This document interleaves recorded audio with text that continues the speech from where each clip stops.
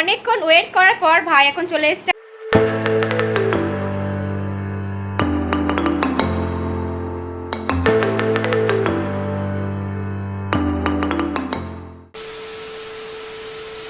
Hello everyone, welcome to our new vlog. আজকে অনেক দিন পর আবার একটা নিউ ভ্লগ নিয়ে চলে এসেছি, নিউ বড় ভ্লগ বলতে হবে অবশ্যই।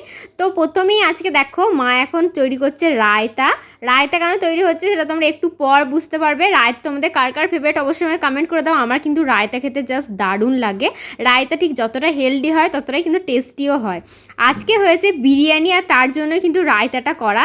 একদম লাইট ওয়েট হোমমেড বিরিয়ানি মা বানিয়েছে।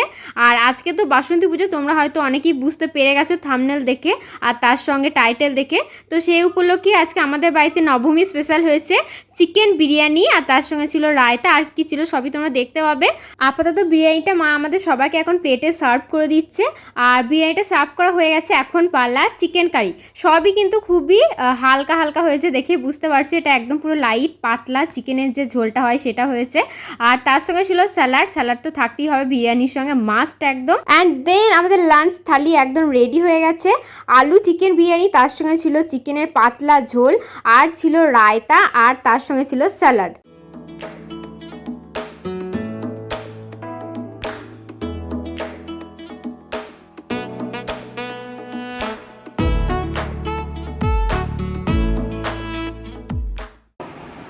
তো গাইস, মা আর ভাই তো খাওয়া স্টার্ট করে দিয়েছে। আমার তো ভিডিও করতে করতে খাওয়াই হয় না। তো চলো ভিডিও করে নিই, আর তারপরে খাওয়ার সময় তোমাদেরকে বলবো যে টেস্ট করে কেমন হয়েছে বিরিয়ানিটা। বিরিয়ানির রাইসটা কতটা ঝরঝরে হয়েছে সেটা তোমরা দেখেই বুঝতে পারছো। তাও আমি একবার হাতে করে ভালো করে দেখিয়ে দিলাম নেড়ে চেড়ে তোমাদেরকে। আর রাইসটা কিন্তু একদম পারফেক্টলি বয়েলডও হয়েছিল। খুব বেশি বয়েল হয়ে গেলে কিন্তু কাদা কাদা হয়ে যায়, সেই জিনিসটা কিন্তু হয়নি। তো প্রথমেই বিরিয়ানির রাইসটা নিলাম, আর তার সঙ্গে নিলাম বিরিয়ানি থেকে চিকেনটা। চিকেনটাও কিন্তু দারুণ সিদ্ধ হয়েছে, আর তার সঙ্গে আলুটাও ভালোই সিদ্ধ হয়েছিল। তো তারপরে চিকেন আর আলুটা নিলাম, আর তারপরে যেটা নিলাম সেটা হচ্ছে একটুখানি চিকেনের কারি। চিকেন কারিটা নেওয়ার পর নিলাম 1 চামচ রায়তা। তারপর সব কিছু মেখে মুখে দিতেই পেলাম সেই স্বর্গীয় স্বাদ। বিরিয়ানি কিন্তু আমার অল টাইম ফেভারিট খাবার বলতে পারো। ফুচকার পাশাপাশি বিরিয়ানিটাও আমার দারুণ ফেভারিট। কেমন লাগছে বিরিয়ানি খেতে গরমে? গরমে বিরিয়ানি না খাই ভালো। First bite.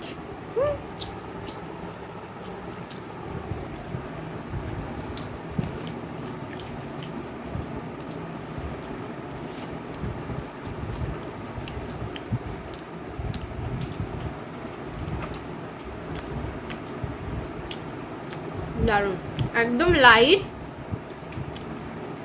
হোমমেড বিরিয়ানি যেরকম হয় সেরকমই, একদম লাইট, অতিরিক্ত ফ্লেভার নয়, দারুণ হয়েছে। চলো গাইস, হোমমেড না তো কি মেড। তো গাইস খেয়ে নিই, তারপরে খেয়ে উঠে কথা বলছি, দেখতে থাকো ব্লগটাকে। তো গাইস এই একটু আগে ঘুম থেকে উঠেছিলাম, আর তারপরে ফোন নিয়ে একটু বসেছিলাম। এরপরে রেডি হব, আর তারপরে যাব বাসন্তী পুজো দেখতে। আজকে হচ্ছে রামনবমী, আর বাসন্তী পুজোতে আজকে নবমী। তো চলো রেডি হওয়া যাক, তারপরে যখন বেরোবো তোমাদের সঙ্গে দেখা করবো, দেখতে থাকো ব্লগটাকে। সো গাইজ, আমি আর মা এখন খুব সুন্দর করে রেডি হয়েছি। একদম হালকা লাইট মেকআপ করেছি, কারণ এত গরমে তো বেশি সাজা সম্ভব নয়। তো চলো রেডি তো হয়ে নিয়েছি। এবারে ভাই আসবে, আর তারপরে আমরা বেরিয়ে পড়বো ঠাকুর দেখতে। ভাই যাবে কি না যাবে না সেটা যাই না, সেটা ও আসলে ওকে জিজ্ঞেস করে দেখা যাবে। ও যদি যায় তাহলে একটু লেট হবে, আর না হলে ও আসলেই আমরা বেরিয়ে পড়বো, বেশি লেট করবো না। তো চলো যখন বেরোবো তখন দেখতে পাবে, দেখতে থাকো ব্লগটাকে। তো গাইজ অনেকক্ষণ ওয়েট করার পর ভাই এখন চলে এসেছে। আর ভাই দেখো ঝটপট রেডি হয়ে নিয়েছে, আর আমরা তিনজন এখন পারফেক্টলি রেডি হয়ে নিয়েছি। তো চলো এরপর বেরোনো যাক, বেরিয়ে তোমাদের সব দেখাবো, দেখতে থাকো ব্লগটাকে।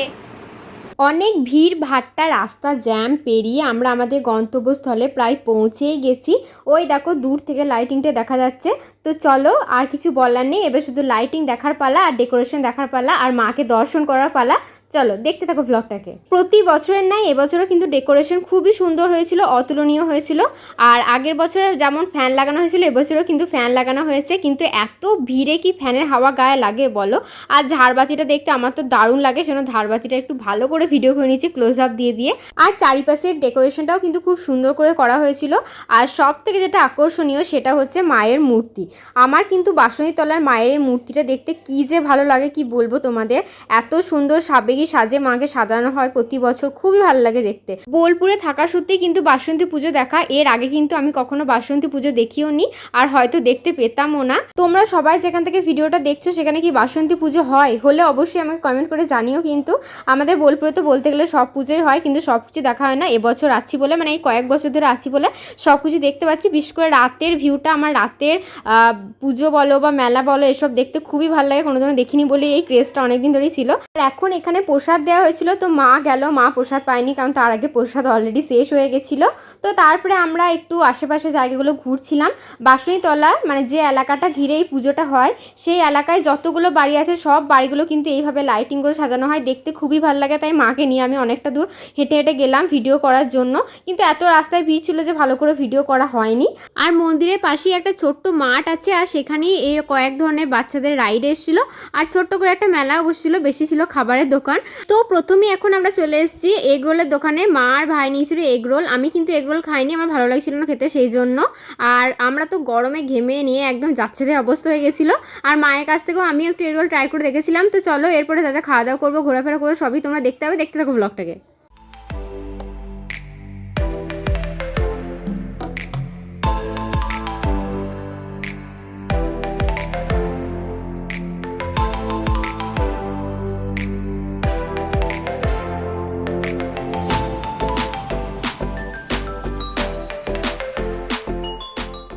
এগ রোলটা মোটামুটি খেতে ভালোই ছিল। আর তারপরে এখন চলে এসেছিলাম এগ ডেভিল খাওয়ার জন্য।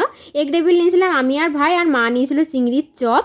এগ ডেভিলটা খেতে কিন্তু আমার দারুণ লেগেছে, মানে মশলার পুরটা খুবই সুন্দর টেস্ট ছিল, আর একটা হাফ এগও ছিল, ভালোই ছিল খেতে মোটামুটি। আর তার সঙ্গে স্যালাডও দিয়েছিল ভালো বেশ। আর এখানে বেশ বসার জন্য চেয়ারও ছিল, তাই ভাই আর আমি বসে বসে আমাদের চপগুলো খাচ্ছিলাম।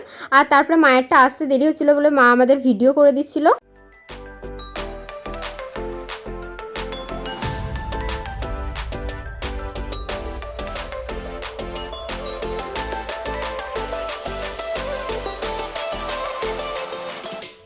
আর আমাদের চপ খাওয়া যখন প্রায় শেষ, তারপরে মায়ের চিংড়ির চপটা এসেছিলো, আর তারপরে মা এখন আমার পাশে বসে পড়েছে চিংড়ির চপ খাওয়ার জন্য। এখান থেকে খাওয়া দাওয়া করে তারপরে আমরা চলে গেছিলাম আইসক্রিম খাওয়ার জন্য।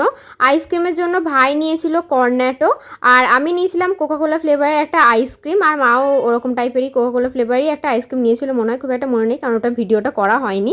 আর তারপরে বাড়ি আসার সময় নিয়েছিলাম একটা স্প্রাইট, কারণ এত খাওয়া দাওয়া করেছি দিনের বেলা থেকে শুরু করে সন্ধ্যেবেলা অবধি, যে একটা স্প্রাইটের খুব দরকার ছিল।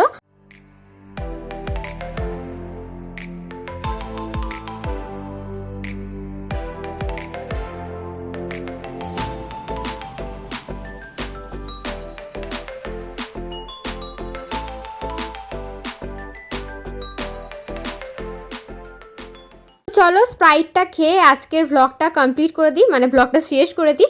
তোমাদের ভিডিওটা কেমন লাগলো অবশ্যই আমাকে কমেন্ট করে জানিও, আর ভিডিওটা ভালো লাগলে অবশ্যই লাইক কমেন্ট আর চ্যানেলটাকে সাবস্ক্রাইব করতে একদম ভুলো না। এরকম নতুন নতুন ব্লগ আসতে থাকবে, বিশেষ করে শর্ট ব্লগটাই আমার চ্যানেলে বেশি আছে, বড় ব্লগটা আসতে দেরি হয় কারণ এডিট করতে প্রচুর দেরি হয়। আর অবশ্যই চ্যানেলটাকে সাবস্ক্রাইব করতে ভুলো না। আবার দেখো অন্য একটা ভিডিওতে, খুব ভালো থেকো সবাই, টাটা।